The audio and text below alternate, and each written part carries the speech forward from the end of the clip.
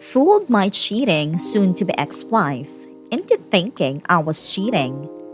The thermonuclear shinobi ghosted and served her Christmas Day. Part 1. As per the rules, all names are altered herein. Okay, so here is the backstory. My soon to be ex wife was my high school sweetheart. We started dating in 1992 when we were both 17. We're both 45 now and have been together ever since. She's the only woman I've ever been with my entire life. We married 5 years later at 22, fresh out of college. A year later, we had our first of two children, both boys, 22 and 17. 20 years I gave to her, built her a house, worked my ass off to give her the life she wanted. Sure, we had rough patches, but one marriage doesn't. Even in the worst of times, we found a way to pull through and come out the other side better, which made the discovery of her affair that much more jarring. Flashback to March 2020, when I first got the feeling something was off. For a good 2 months prior, we were in a funk. I was in demand from a reconstructive knee surgery. Blew out my ACL fall 2019, but still lacking in movement. At the time, I only had about 55% range of motion on my knee. This took a toll on quite a lot in this house. I was out in workers' comp as I had been injured on a job, and I was unable to do my usual household duties, so a lot got backed up. My son would do what they could, but tasks only I was capable of doing had to be put on the back burner, or my wife had to do, which she wasn't pleased with. Things also crawled to a standstill in the bedroom between us. It had already slowed down prior to my injury, but in the state I was in, at that time it completely stopped. During these months, she, we'll call her Sue, was spending more time hanging out with co-workers after work. Between November 2019 and March 2020, it was a regular occurrence for her. Naturally, I thought nothing of it. I've never, in the 23 years I've been with her, had any reason to worry or not trust her. She has her friends, I have mine, and we have a mutual. I do go hang out with my friends all the time, and there was no issue. It was all above board. It was around January of this year that I noticed something odd. Sue started getting noticeably distant with me. Sure, we were in a funk, but she'd never deny me affection to that point. The usual hugs and kisses she'd give me came to a halt. Her phone was attached to her and long before my suspicion grew. But she'd always share and show me things she discovered on the web. DIY ideas and recipes on Pinterest, memes, all kinds of stuff. But she was now being guarded about her phone. Even her interactions with me became more snippy, as if she couldn't be bothered. So we're now in March, COVID has arrived, and New York City is locked down. Our chosen careers fall under the essential designation, so neither of us have to work from home. I've just been recently cleared to return to work after 5 months on a shelf, and I was eager to get back after it. As 5 months on my ass rehabbing my knee and not being able to do physical stuff drove me nuts. For context, I enjoy physical activities. I'm an avid martial artist and I'm typically in the gym 4 days a week, on top of all of the home projects I did. Within a week or two of lockdown, my soon-to-be ex-wife alerts me that she's going to have to start putting in extra hours. Again, I think nothing of this because of her field. Of course, I was under the assumption it'd be every other day. But no, it was every day. And not just an hour or two.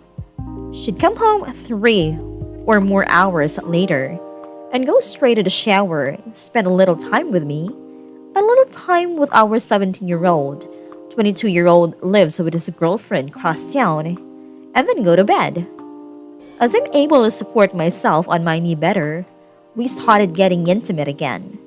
But as you'd probably guess, she wasn't mentally or emotionally present for it, which I noticed quickly. So by early April, the picture started getting clearer to me. All of the signs were pointing to the idea that she was having an affair. That's when I decided I needed to find answers. So I scoured the internet on things I should be looking for.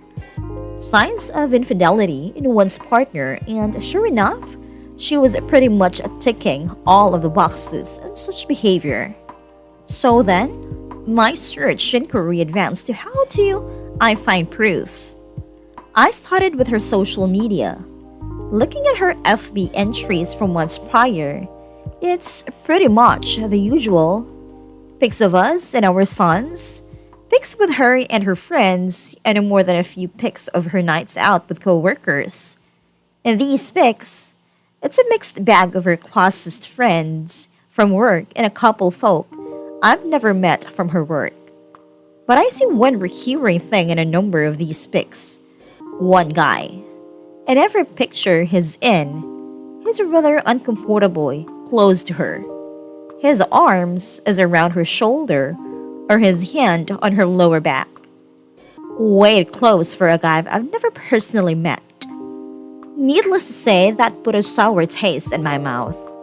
But that wasn't the worst of it. To be continued. No. The worst was the fact that apparently this dude is a friend of hers on FB and follows her on IG.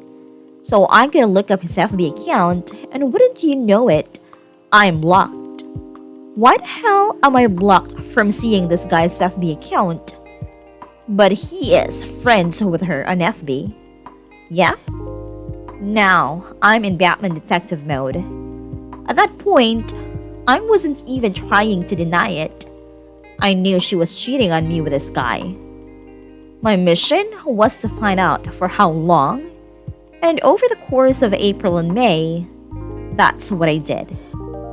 You know, I never had any clue the depth of info you could secure from phone, text, and email records up until then. We have a family plan cell phone package, and I was able to pull up quite a bit of data. My soon-to-be ex-wife's data history was telling.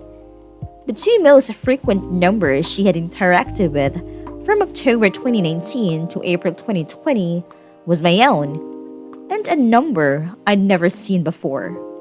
Take a wild guess whose number it was. A quick check on Google and I confirmed it was the dude from the photos who blocked me on FB. Well, call him POS, because that's what he is. Again, the picture becomes even clearer at this point.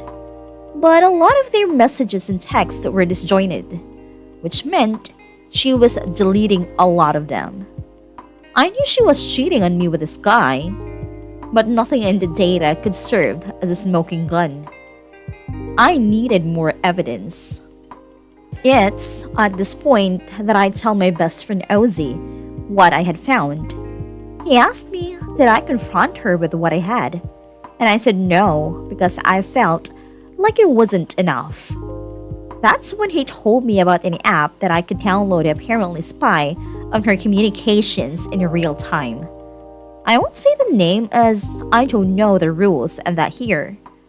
I got it installed, synced up my data plan, and waited. Within days of doing so, I finally saw it. A text string between the two of them talking about how much fun they had a previous night and making plans to do it again that weekend. Boom. Got punched. To say it was completely devastating was an understatement. I guess that moment counts as my D-Day. And for the next 2 days after I was just broken, I actively distanced myself from her those 2 days immediately after D-Day, which she was noticeably shaken by. She tried to console me and ask me what was wrong, but I'd brushed it off and leave her presence. I couldn't even look at her. This woman who I gave my 23 years of life to. Who I have given everything I could and more to as a husband. And she stepped outside of our marriage for a guy just 5 years older than our eldest son. By the third day, I wasn't even sad anymore. I was pissed.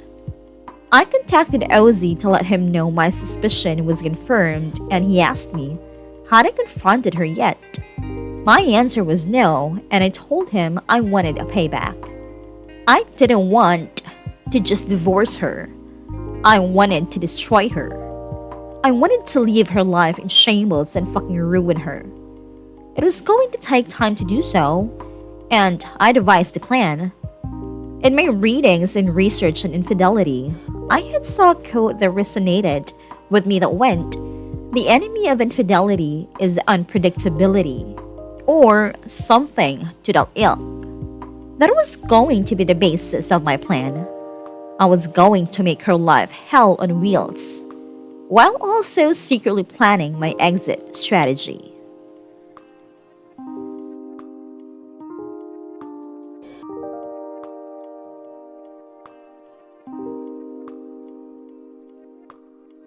Fooled my cheating, soon-to-be ex-wife, into thinking I was cheating, then thermonuclear shinobi ghosted and served her Christmas Day. Part 2. So we're now in early June, and I've still got the app installed. Pretty much every night, I'm gathering as much data as I can, seeing their back and forth messages. They're talking like it's a full-blown relationship they're in. Sexting, lovey-dovey romantic stuff, nudes, the whole fucking bag. At that point, I had to stop looking at any of it. I was just collecting info and cataloging on my private FPS server. Meanwhile, I start doing things out of the ordinary. I start going out at odd times. I start coming home even late than she does. In her presence, I'm on my phone a lot more than usual. And when she asks, "What are you up to?" I just simply say, "Just stuff," and put my phone away. I'd also changed my login info and everything, so she couldn't access any of my stuff. Mind you, for our entire marriage, we'd never hid anything from each other. But right around, I'm assuming the start of her affair, she'd changed her password in FB, as well as on her phone stating she had to because of the security breaches in recent months. Yeah, really nice cover for hiding our affair from your husband. Anyway, I'd include Ozzy in on my plan, as well as telling my older and only sister and two more of my closest friends what was going on. These are people I trust with my life, and I swore them to secrecy. For context, Ozzy and I have been friends since we were kids. The other of our friends, Joey and Nina, we've known since high school. Make note, Nina, she comes into play down the road. July comes, and my soon-to-be ex-wife is in full paranoia mode. She's texting and calling me a lot more frequently now, asking me if I'm going to be home when she's got home. When am I coming home while she is and I'm not? Asking me what I'm up to, the works. I can see the seed planted in her head the month prior is starting to sprout, especially in her communication with POS. She's confiding in him her doubt and confusion, telling him that I'm getting cold and distant. The fucking nerve of this woman. In the interim of these interactions with POS, she suggests that maybe they should stop meeting up at our house because she has no idea if I just show up, confirming that yes, she's had this fuckwit in my home. Thanks, Sue. POS asked her in that specific communication, was she worried about me potentially cheating on her, which actually pissed her off. I can't even begin to describe the level of joy and how many laughs I got out of reading the exchange. My cheating wife arguing with her affair partner over if she's mad her husband could be cheating on her. All the fucking irony. Now bear in mind, I'm not hooking up with anyone. When I leave, I'm usually at Ozzy or Joe's throwing back some booze, watching fights and spending time with my bros. Or at my big sis' house hanging with her and my brother-in-law, who's like an older brother to me. My sis is 52 and her hubby is 58. She had told him about my soon-to-be ex-wife's infidelity, but none of my plan. Couldn't risk it, as he's a bit of a blabbermouth. Well, fast forward now to October. That's when things seriously picked up. I've been in my Fox affair for 3 months now, and Sue is hyper aware of the fact that I'm actively pulling away from her. It's been as long as the day I enacted my plan until the day she confronted me, October 20th, 2020, that I'd even touched her. No hugs, no kisses, no initiation of intimacy, nothing. Not like she needed it. She was still fucking POS, just at his place or at motels. So that afternoon, she calls me at work, which wasn't rare before all this begun. But certainly hadn't happened in a while and asked me to come straight home after work, saying she had something important to tell me. I'm not gonna lie to you all, I have believed she was going to come clean about her infidelity. But she, of course, didn't. Instead, I get home to her asking me was I unhappy with her. The fucking nerve. She cites the fact that I've been spending way too much time away from home. I didn't show her affection anymore, and our sex life has completely died. She tells me she's worried I'm pushing her away because I was a recent fool of how she treated me the months I was rehabbing my knee. And then came the punchline. She fucking asked if I was cheating on her. Fox. I fell out on the floor laughing hysterically. And when I say hysterically, I mean Joker laughing, gas hysterical. On the surface, it looked like, to her assuming, it was me laughing off the notion of being unfaithful. But it was of course actually me laughing at the sheer irony of what was happening in front of my eyes. I'm tearing up, pounding on the floor in complete hysterics for a good 2 minutes before I compose myself enough to answer. I sit up and look her in the eyes, for the first time in months shaking my head, but I don't give her any answer.